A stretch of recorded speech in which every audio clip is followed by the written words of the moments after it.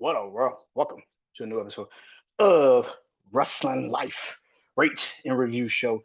As you know, I am the host, Brand Janu, and always on all podcast platforms everywhere, Brand Janu Show. Social media platforms, Instagram, Threads, Brand Janu, Facebook, The Brand Janu Show, and of course,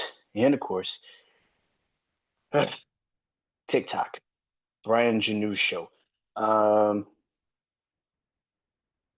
Go follow me on all of those social media platforms. Comment or do comment back. Uh, Posted my WrestleMania top 10 performance list, and people, of course, was of course adamant about it because, well, certain people are not on the list. Like I always say when I make those lists, if you don't like it, bro, it's very simple. Create your own fucking list. Um, but really, where you could go is my YouTube channel. Subscribe to my YouTube channel, Brandon Janeau Show YouTube channel. Uh, I'm getting better at doing the shorts again. Uh, I will be doing the shorts. I'll be doing the videos are out right now. Excuse me. I've been watching, so of course I'm about to do this. So, uh, so go subscribe, comment. Helps in algorithms. Shout out to all the new subscribers to my YouTube channel. I appreciate you guys. Hopefully you guys love these episodes that's coming out today and well, tonight. I'm recording, and tomorrow, Sunday, Monday. Yeah. Uh, yeah. So let's get into it, man. It is WrestleMania weekend. It is WrestleMania weekend, which means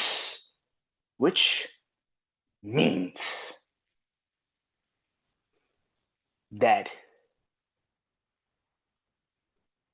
NXT stand and deliver just did exactly that. They stood and delivered a fucking banger. Okay, NXT, like I've been saying, NXT. I know a lot of people rip NXT for being like this brand that is kind of got, like I've always said, if you're trying to compare this NXT to the previous regime's NXT, the NXT we kind of all came up on, Black and Gold NXT, then you're missing out on a point. Excuse me. A lot of these new wrestlers, athletes are there. They're athletes. They're not really wrestlers. They're learning on the job. They're learning how to cut promos. They're learning character work. They're learning all these things. That is why I don't get mad at NXT. I like this NXT. I think it's a pretty great NXT. Now people are kind of like, wow, NXT is actually doing really well. I can't believe that. This night, this pay per view, that this PLE that just happened for NXT was really great, really incredible. Thought it was an incredible situation, and I loved it. It was an amazing stand and deliver. Um, like always, when I do my rate review show, I rate it my least favorite to my most favorite match on the card. Uh, yeah. Uh, if I got more than 5 stars, which I fucking do, um, I will,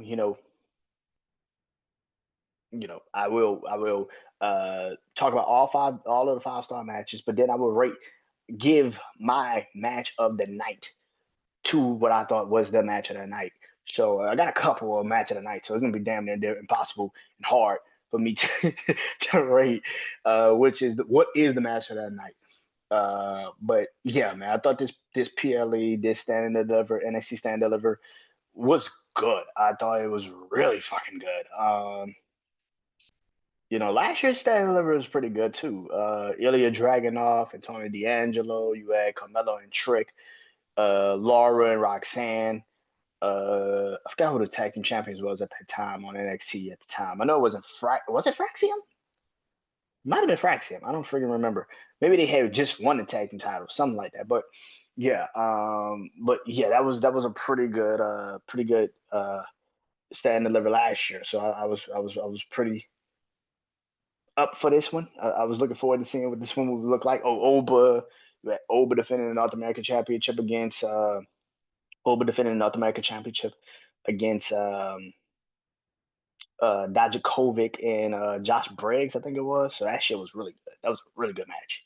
But this time delivered. It really did deliver. Um, there's a match on this card that I did not rate because it wasn't on the main card of the PLE. Um, there it was a fatal four-way elimination match.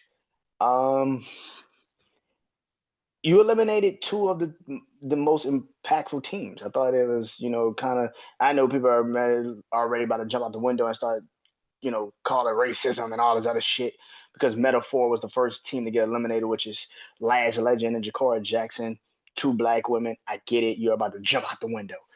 I do think if you were gonna do that, you should have probably planned it better. But in the senses of the idea, Jakara Jackson and Lash Legend have had multiple opportunities to get the women's tag team titles. So putting them back in that opportunity, they were not gonna win. I don't think they were going to win regardless. So I'm not too surprised that they did not win this fatal four way. What I did think was going to win, and they eliminated them the second fucking team. They were the second team to get fucking eliminated, which was Roxanne Perez and Cora Jade. And I'm like, what the fuck are you doing? Like, is Roxanne going to the main roster or not? And I'm assuming this is kind of like the trick in Carmelo Hayes. I saw somebody on X Twitter post like Cora and Roxanne are just fucking Kevin Owens and Sami Zayn, just the women version, which is kind of true. It kind of is that now. But if that is the last rivalry that Roxanne's gonna have in NXT before you call up to the main roster, let's hurry this shit up. Let's hurry this up. I thought Cora Jade should have been in the North American Women's Ladder match. That's just me. I didn't see the point of having her not in that match because I thought if she would have won it, it would have made sense. But I don't know. Let's see what happens. I just don't know. I thought that match was okay. It was good. It was good for what it was. Yeah, it should have probably been on the pre-show because it lost the crowd after Metaphor got eliminated and then Roxanne walked down on Cora Jade. It was just like, okay, what the fuck are we doing? The crowd just got lost after that. It was just like, what the fuck are we doing? Then Fatal Influence loses, and Gigi Dolan and Tatum Paxley wins, which is cool.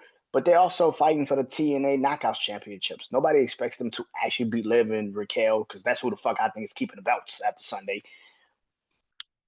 Nobody expects them to beat Liv and Raquel. Like that shit just isn't gonna happen. Nobody expects it. So yeah, I think I'm watching Jay Uso right now, yeeting with the Raiders girls. Like that shit is funny. Um, but yeah, man. So yeah, I thought the match was okay. I thought the winners were like okay, but you got to also put into perspective. These women also got a title match against the Knockouts Women Championships. Their tag team women's knockouts titles on TNA this upcoming. I think next Sunday. I think it is next Thursday, some shit like that. TNA's pay per view, they got like a fatal four way for the knockouts, tag team titles, and then you fighting also Liv and Raquel Tuesday. I don't think you're winning them belts from Liv and Raquel. You're just not winning, which I've been said. The women's tag team titles need to be on NXT. They fit better on NXT. I don't see the point of having them on the main roster. Now, could Liv and Raquel come in a little banged up from Sunday and maybe fall Tuesday to them? Yeah, probably it could happen. Will it? I don't think it will. So that's the problem. Was bringing it to the main card. Now, the main card was, let me see, one, two, three, four, five, six. Six matches on the card. Only one personal rivalry, kind of on the card, but the rest of them was just all title matches, which is good. Um, which I will kick off with my least favorite match of the night, which I gave it 3.5 stars, 4 stars really. Which is Ricky Saints versus Ethan Page NXT North American Championship. Yeah, gave it 3.5, 4 stars. Um, it was good for what it was. I think that I have said this numerous times. I don't think Ethan Page and Trick Williams worked. It kind of was stupid. Ethan Page, since getting out of that rivalry with Trick Williams, has looked way fucking better than what he did when he was in that rivalry. Trick. They styles just did not match. It looked weird. But since then, his rivalry that he had with Javon Evans, I thought that shit was incredible for him and Javon. Clearly, after what I just saw from Javon, it damn near made him a star, and it I think tonight really made him a star. Today made him a star. Um, Ricky Saints is good, man. He's better than what I think people thought he would be in WWE. He fits WWE. I think he fits it. I think I saw JD from New York say that on social media too. He's like, yo, he's just a natural in WWE. He is. He fits WWE. Some people just don't fit certain companies because they just don't fit them. They have more, entertainment in them. He fits WWE, man. I thought he was going to retain. He just won the fucking belt like literally a couple weeks ago. He was going to retain. Now the question really does become is how do you build him moving forward because there's not that many men in the NXT. Now, if you're going to break up, Fraxium and have one of them go after the title, the NXT title, and one go after the North American title, that'd be a good idea. I think it'd be smart to do that. Or are you going to just move them up, which would not fucking hurt the tag team division at all? I've been saying move them to Raw, and you would have a new tag team, and it would make fucking sense. Matter of fact, they beat them. They beat on Monday night. If the New Day somehow, some way wins tonight, have them debut on Monday Night Raw. New Day calls out everybody, says, "You know what? Fuck it. We put up We put up the titles against whoever." And Fraxium comes out, and they win the belts. Do I think New Day is a transitional champion? Probably not. You shouldn't probably do that, but at the same time, Fraxium is that fucking good. And I feel like if you're gonna drop the belts tonight, you better be goddamn ready to get the belts back. You might as well put them on somewhere. I do think that Fraxium at some point needs to be tag team champions again if you're not gonna break them up, which is the key point of it all. Triple H might break them up if they get moved to the main roster. I don't fucking know. I wish he doesn't because they're literally the best tag team that you have in a fucking company.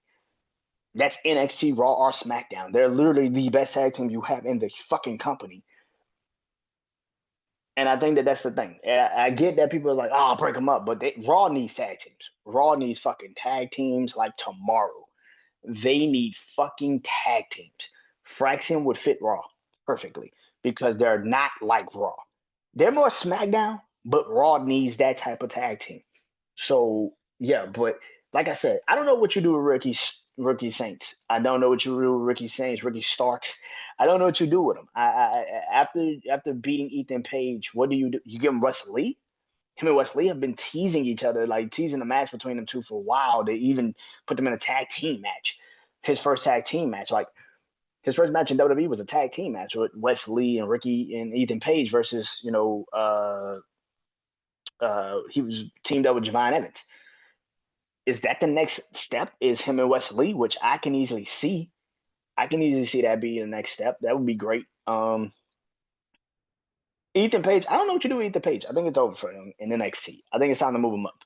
Uh, I just don't want him to get lost in the shuffle on Raw or SmackDown. If he goes to SmackDown, it would be great. Imagine the promo battles between him and LA Knight. That'd be fucking good. But I gave this 3.5, 4 stars. Thought it was a good match to kick off Stand and Deliver. It was better than what I thought it would be. But again, Ethan Page is starting to.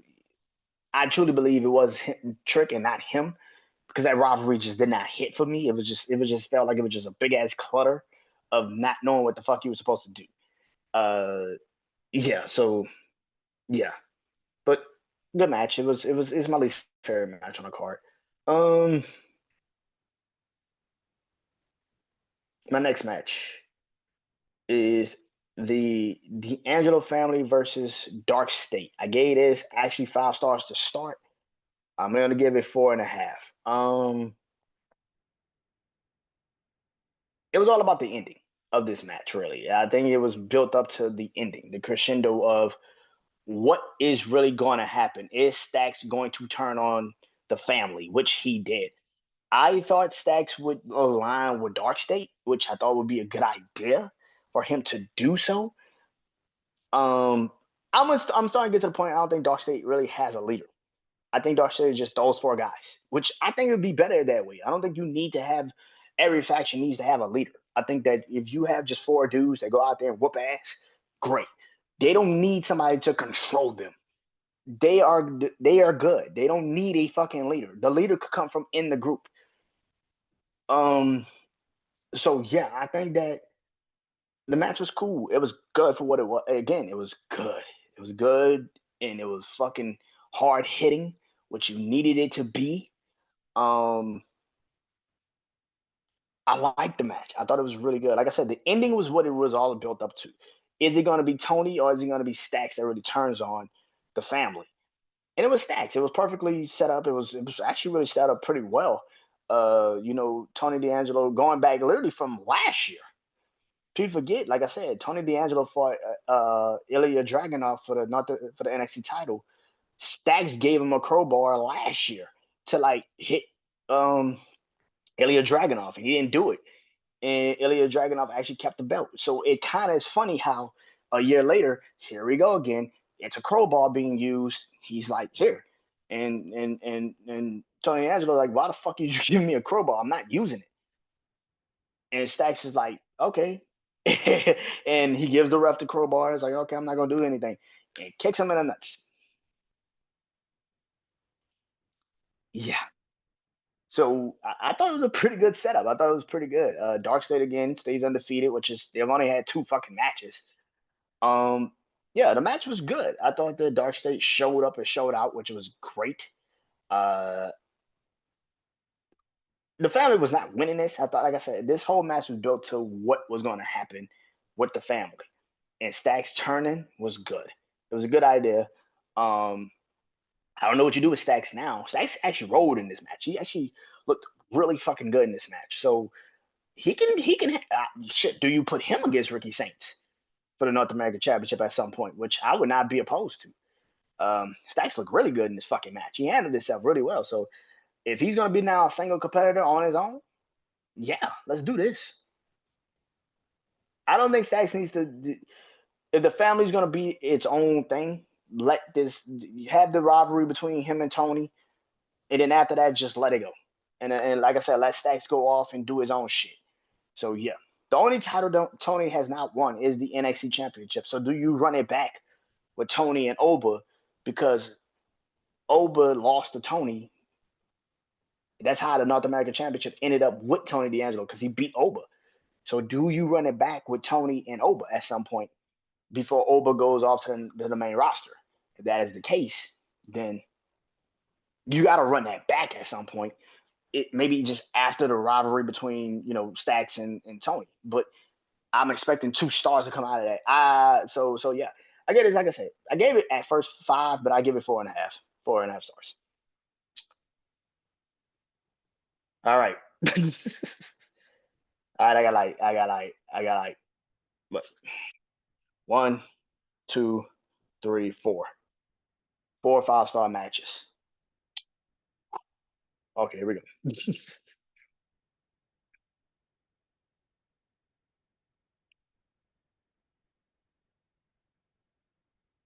My first 5-star match that I'm gonna talk about.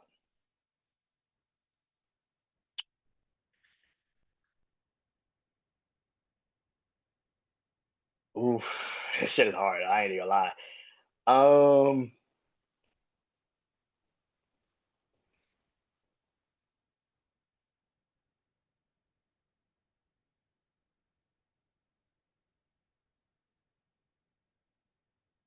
You know what?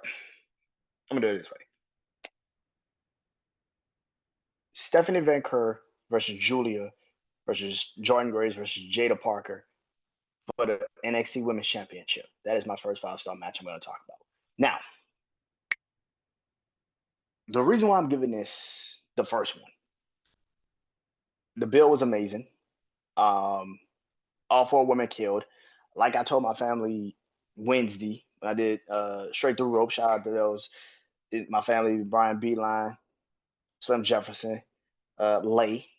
Um, when we talked about this match, particularly this match, I said it's kind of crazy to think that the 3 biggest signings that WWE's done, especially for NXT, in the last couple of months of each other, Stephanie well, Julia, Stephanie, and then Jordan, who all debuted, months of each other. That was kind of, that's obviously going to happen at Stand and Deliver. I didn't know how I was going to get there, but I knew those three were going to wrestle at Stand and Deliver. I did not think it would be a fatal four way. So I was shocked that it was a fatal four way. The fact that they trusted Jada Parker to be in that match with those three women that they literally signed and has invested so much into, the fact that those three women, and for her to be a part of those three women, that tells me all you need to know about how much they're investing in Jada Parker and how much they believe in Jada Parker.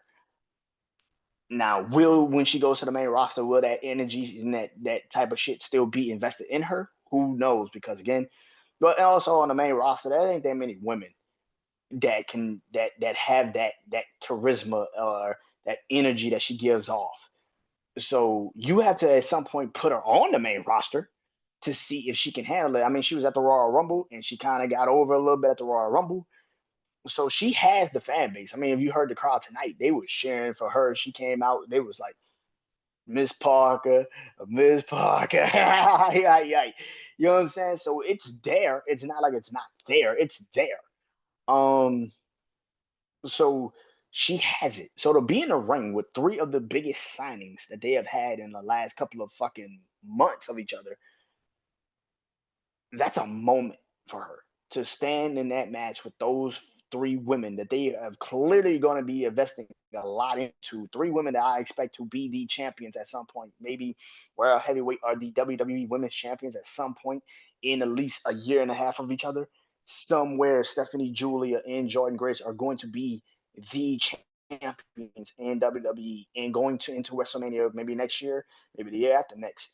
That might be a triple threat match like Io, Bianca, and Rhea is this year. Maybe that's a triple threat match at WrestleMania 43 for the Women's World Heavyweight Championship or the WWE Championship. Who knows?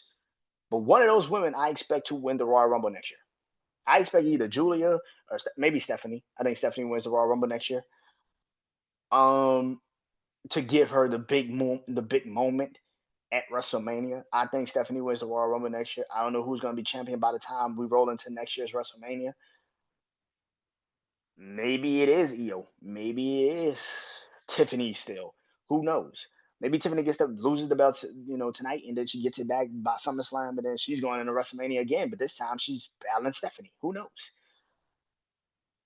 But I think Stephanie wins the Royal Rumble next year. Her or Roxanne. Her or Roxanne wins the Royal Rumble because you have to invest at some point into the new blood.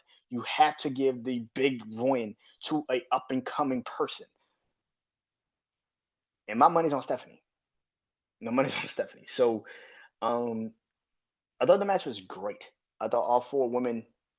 You didn't feel like all four to have, like I said, Jada Parker to be in a match with those three women and her to be the only homegrown talent in NXT that's in that type of match with them three. She held on. She held on. She held her fucking on.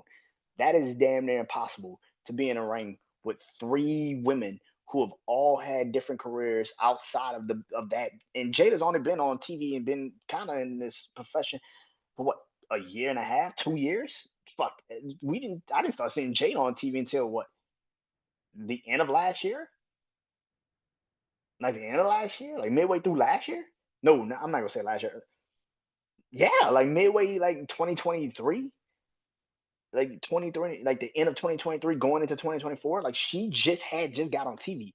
So for her to be on in a standard delivered, the biggest standard delivered title match for the women of that company, who's got the best brand, by the way, in the fucking business. Like I said, the women division in NXT is the best fucking women's division in wrestling. Fuck what you talking about. And just like I said, it was kind of hard to debate this, but I would give it to this match first and say this is the match because I thought all four women, as great as that match was, I just felt like the other women's match was just a little bit better. You put ladders and women in a match, I'm going to probably ride with that match a little bit more. Yeah, I'm just going to. Um. So yeah. Which brings me to the next match, which is the women's ladders match, between um Sol Ruka, Zarya, Kalani Jordan, Izzy Dame, Thea Hell, and Lola Vice. Like I said, I thought Cora Jade should have been in this match. I thought Cora should have won the North American Women's Championship, but I'm not mad at Sol Ruka getting the belt. It's awesome. It's a great feeling. She's now a double champion. She just won a speed title. Sol Ruka deserves to be a champion at some point in NXT. Now, maybe she was supposed to be the NXT Women's Champion at some point, but her winning this title today was awesome. I thought it was a great idea. I thought it was amazing. You could clearly see where the direction was going after a while because they clearly was not going to give this belt back to Kalani, who won the first North American Women's title. They was going to give it the belt back to her. Now, I would love to see them two wrestle at Battleground. Uh, the next pay per view they have. I would love to see them wrestle again. For the NXT Women's North American Championship. That would be a dope ass match. Um, I don't know what you do, but Soul and Zarya, do you break them up now? Which is,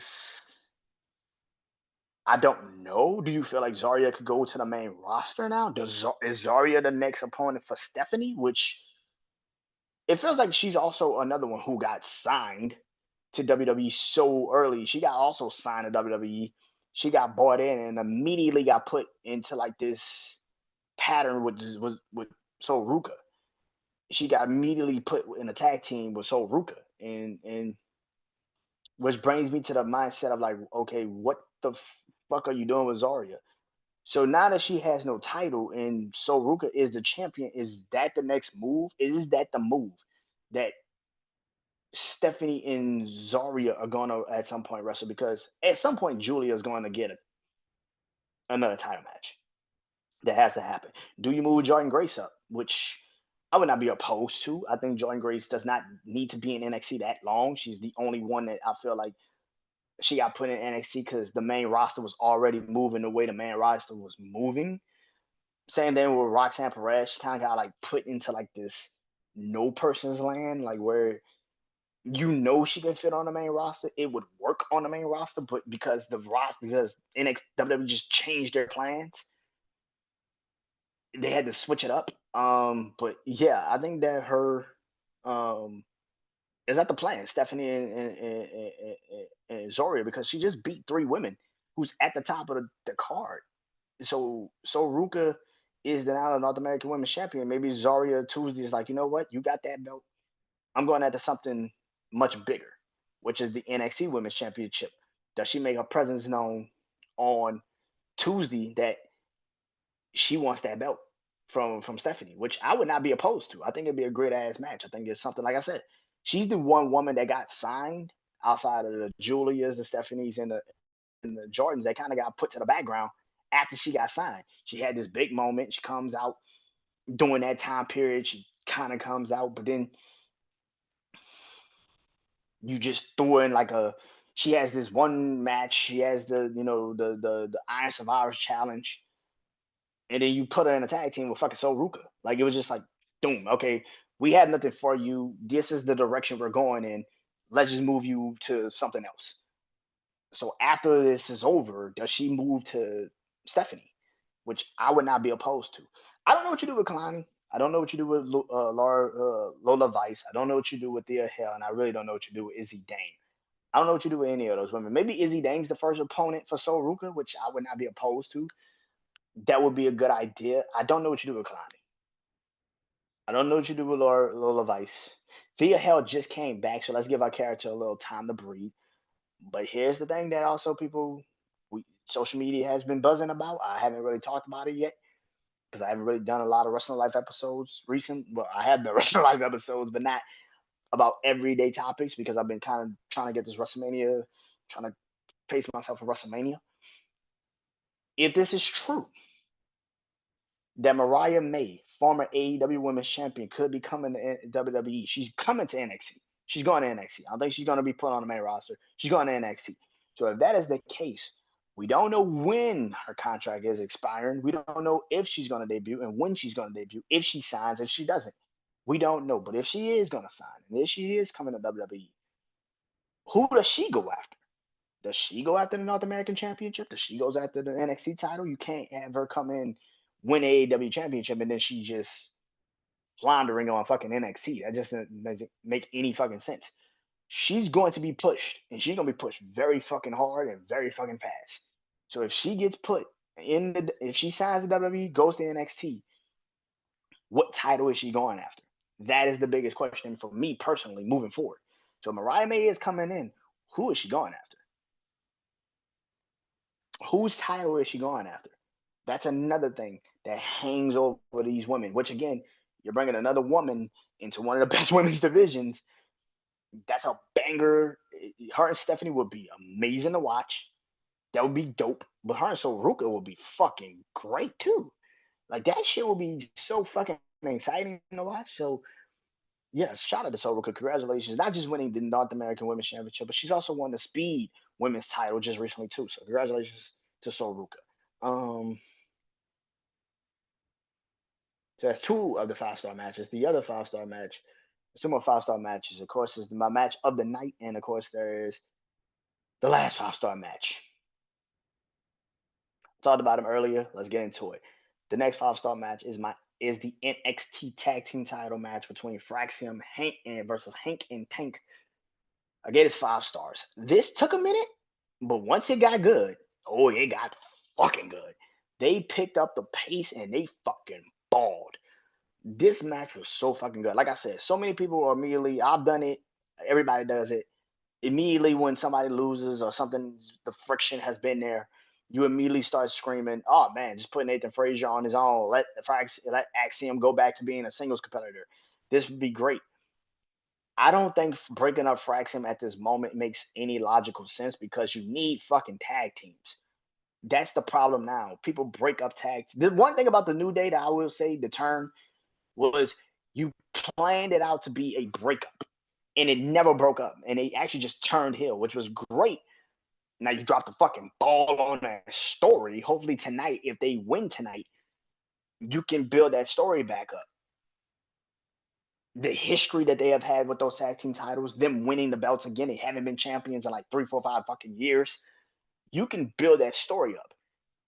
Fraxium dropping the belts tonight to Hank and Tank, which I knew the moment that Hank and Tank was, trying to find their identity a couple months ago. I was like, oh yeah, they're building them to get the belts at some point. Them having a gauntlet match. I didn't like back-to-back gauntlet matches for tag teams, which was kind of fucking stupid. You had Bailey and Laura have a gauntlet match Friday. They win it, which made no sense because the fucking gauntlet match didn't make any fucking sense to have a fucking gauntlet match for the women's tag team titles. Nobody expected any of those women to fucking win except Bailey and Laura. They're the only ones that made fucking logical sense. So for them to have Hank and Tank go through a gauntlet Tuesday, I thought it was an incredible match. I thought it was a hell of a match. It was fast paced. It was good. Win that and then go to today and fight Fraxium was it was a good fucking match. This shit was good. Fraxium, like I said, is one of the best tag teams in wrestling. Better than the Street Profits, better than the War Raiders. They are the best tag team in wrestling. Shout out to the Hurt Syndicate and AEW, but they're the best tag team in wrestling. They have this ability. Like I said, maybe it's because I grew up loving Paul London and Brian Kendrick when they were a tag team. Maybe that's probably why I love Fraxium so much because they're kind of like a little bigger Paul London and Brian Kendrick. If anybody remembers that tag team in the early 2000s, mid 2000s, them motherfuckers were good. That's what Fraxium reminds me of. So that's probably why I love them more because they're kind of like cruiserweights. They got the tag team titles and they're fucking awesome. I love that shit. I fucking love that shit. I thought this match was incredible. This shit really showed how good Hank and Tank really can be. I don't know. You put a tag again. You put a tag team. You put titles on a tag team that has been kind of okay. They haven't been great. They're okay. This match really, again, you're going up against probably one of the best fucking tag teams in the industry in the wrestling industry right now, and you went out there and you fucking ball. That's all I ask. Just go out there and do that. Now, can they do that continuously? We shall see. I don't think they're gonna have to run like Fraxium. Oh fuck no. To be honest with you, I can see them dropping the belts to Dark State at some point. I can see them dropping the belts to Dark State if Dark State. I don't think Dark State needs titles. It would be stupid to have them have belts. They're fraction. They are a fact. Oh my god. They are they are a group that I don't think needs a tag team. They need belts. I don't think they need a belt. I think that'd be stupid, and it will override the whole situation if they win belts. That'd be stupid.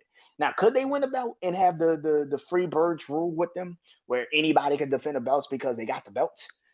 That would be dope. I would look forward to seeing that. But at the same time, like I said, Hanging Tank is great, but you had so many other tag teams that I actually liked a little bit more than Hanging Tank. The No Quarter Catch crew is fucking amazing. I would love to see them guys win the belts at some point. If you move them up, you move them up. Just them two. Just Heights, Trevon Heights and Trayvon Heights and Miles Bourne. If you just move those dudes up without the Clint Dempsey and the Warren Sinclair, Wouldn't Sinclair could just I mean but if you just look that you bought them two just on the if you just let them two go and do it, I would love to see just them two go to the main roster and just them two ball by themselves and see what they can do. Because them dudes have had classic matches against, Fraxon and the Hardys and hell they fucking own. If them two go to the main roster, put them on Raw, I would love to see it. I don't know if you draft the entire No Quarter Catch crew, which is why I say I don't know if you do that because I don't know what Clint Dempsey would do on the main roster or Win Sinclair. I don't know what they would do on the main roster. You keep them in NXT. I don't think you need to bring them up with them. And that's kind of the thing. So I don't know, but yeah, I thought the match was incredible. I mean, like I said, Frag Sim is like Gunther. You don't have bad matches with them. Frag Sim is like Gunther. You don't have bad matches with them. They're fucking great. You don't have bad matches with them. And clearly, my last 5-star match, the match of the night, is Obafemi versus Trick Williams versus Javon Evans. That is a 5-star match for the NXT Championship. I have said this once. I will say it again.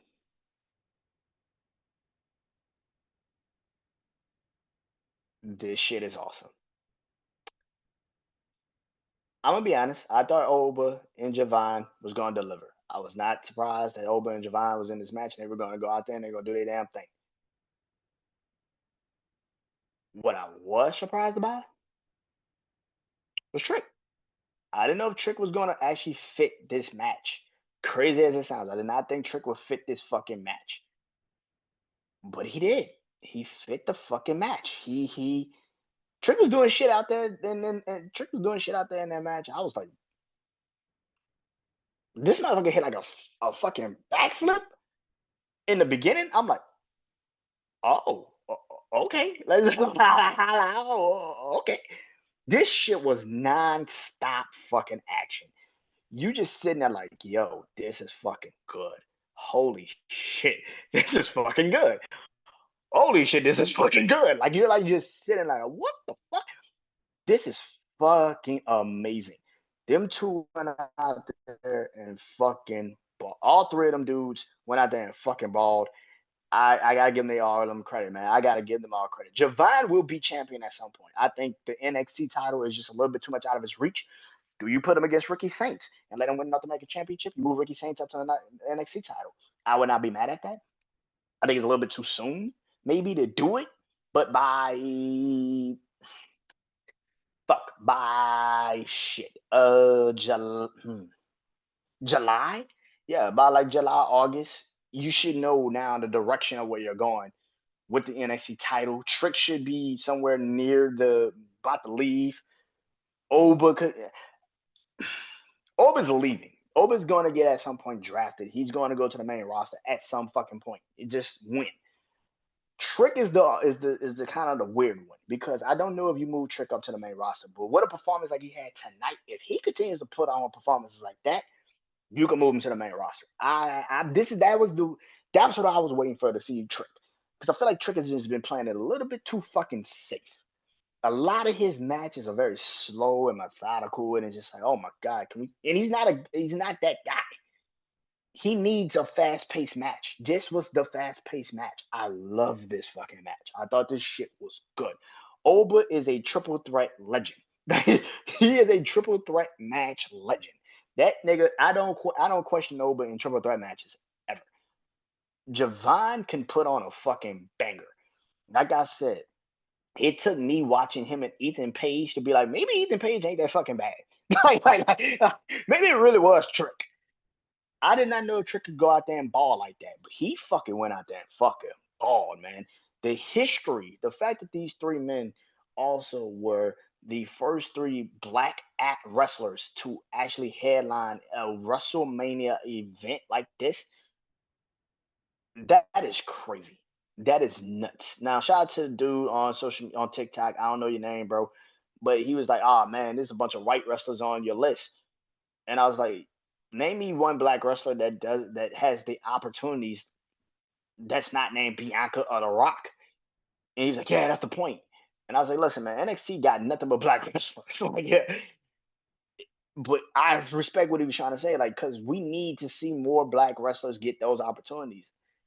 And if you don't see and after you seeing a match like this tonight, today, like you saw today with those three men, if you still don't believe that those three men could go out there and headline a WrestleMania one day, just those three, if that match happened at WrestleMania in a couple years for a title, I would be like, yeah, that might hit different. It might hit different, man. I thought this match was incredible. I thought this was one of the best matches that Trick has ever had. I thought this was clearly Javon Evans coming out party. I thought this shit was amazing for him.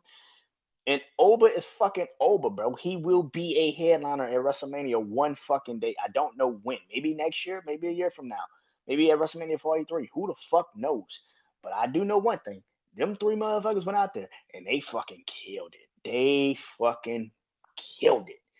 So man, that shit, yeah, man, that shit was incredible. I thought that was an incredible fucking match.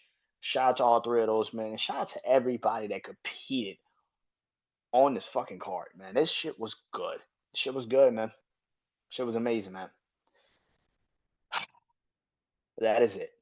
Um, I'll be back tonight. I will be back tonight for the Wrestling Life WrestleMania 41 night one. Night one.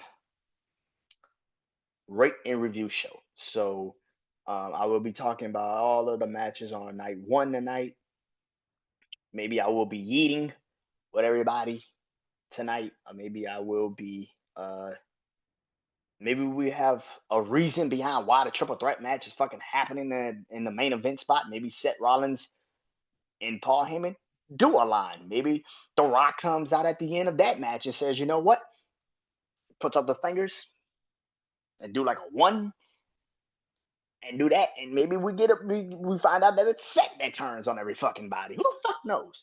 But I do agree, and I will always say this triple threat match makes no sense to fucking headline if it doesn't have something on the line. And I'm watching now the WrestleMania pre-show, and they're particularly showing Seth Rollins turning on the Shield just to show John Cena turning and being with The Rock. So maybe we get that tonight. Maybe the ending of WrestleMania Night One is Seth Rollins turning his back on the people. I mean, the man been a little bit more drippy than he's been a little bit more drippy than I've seen in recent years. So yeah, out here with a big ass SR chain. I'm like, oh, did he sell his soul? The fuck going on? Did he sell his soul, nigga? What the fuck is going on? So yeah, but that's tonight. I'll talk about those matches later on tonight. I might go take a shower. Get ready for WrestleMania Night One. And tomorrow I will be doing, of course, WrestleMania Night Two. And at some point I will be doing Wrestling Life, maybe Tuesday. I'll be doing my Wrestling Life aftermath of WrestleMania. Maybe I'll do it to Monday night. I don't fucking know. Depends on Monday Night Raw. So yeah, but that is NXT. Like I said, I'll talk to you guys later on tonight when WrestleMania Night 1 is over. Jade Cargill is fine. Okay.